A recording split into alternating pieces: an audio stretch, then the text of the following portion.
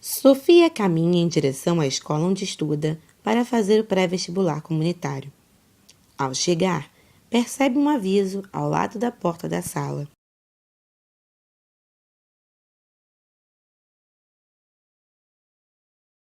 Ela lê e pensa: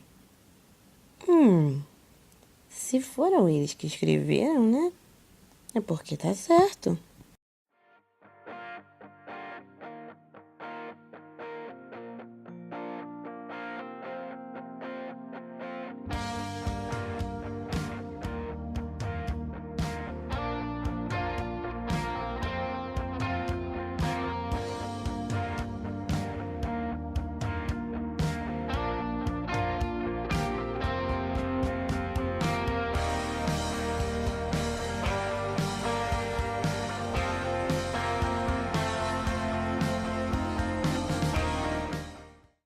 Lembrando-se do aviso que leu meses antes em sua escola, Sofia marca a resposta C.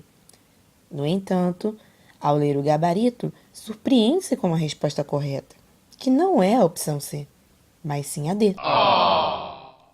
Intrigada, Sofia procura a professora de língua portuguesa para esclarecer o caso. Professora, como pode? No aviso aqui na escola, o verbo implicar também tinha o sentido de acarretar e foi usada a preposição na. Pois é, Sofia. Isso é bastante polêmico.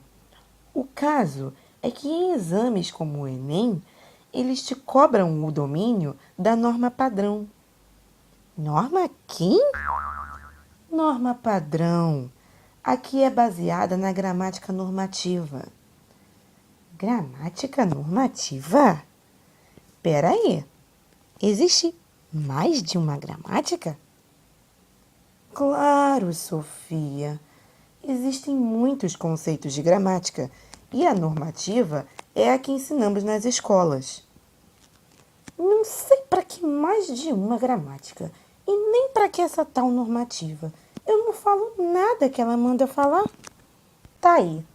Temos um problema. Mais de uma gramática. Por que mais de uma?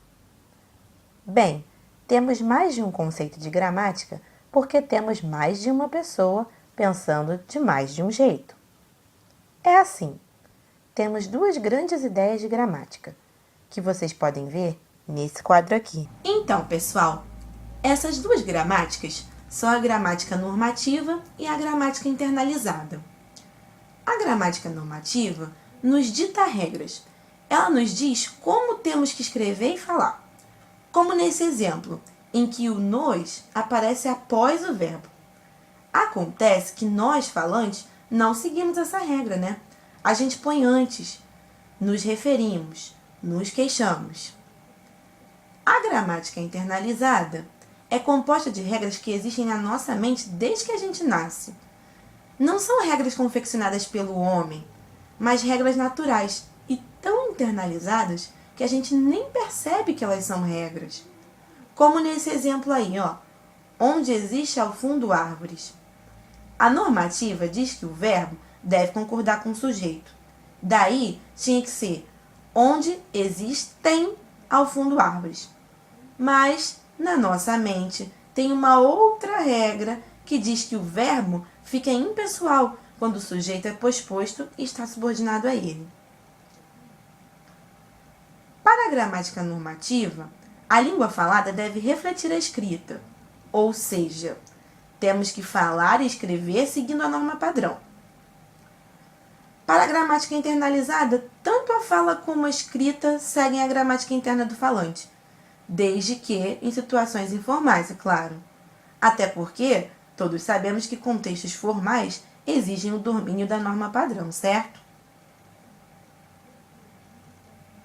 Sobre o erro, assunto polêmico. Basicamente, o erro para a gramática tradicional é tudo aquilo que foge do conjunto de regras estabelecido por ela. Isso significa que, apesar de todos nós falarmos assim, a frase "me liga mais tarde", por exemplo, está errada, porque, de acordo com a regra, Não se deve iniciar sentença com pronome reflexivo. Mas para a gramática internalizada é diferente. Não existe essa história de erro. O que existe é a agramaticalidade. Não entendeu, né? Olha essa frase. Esta é do João grande casa.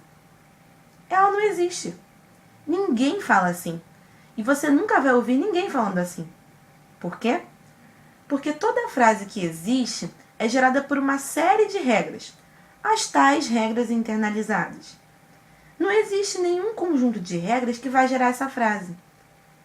Então, como chamamos esse conjunto de regras de gramática internalizada, tudo aquilo que ela não pode gerar é considerado agramatical. Então, pessoal, é muito relevante estudarmos a gramática normativa nas escolas.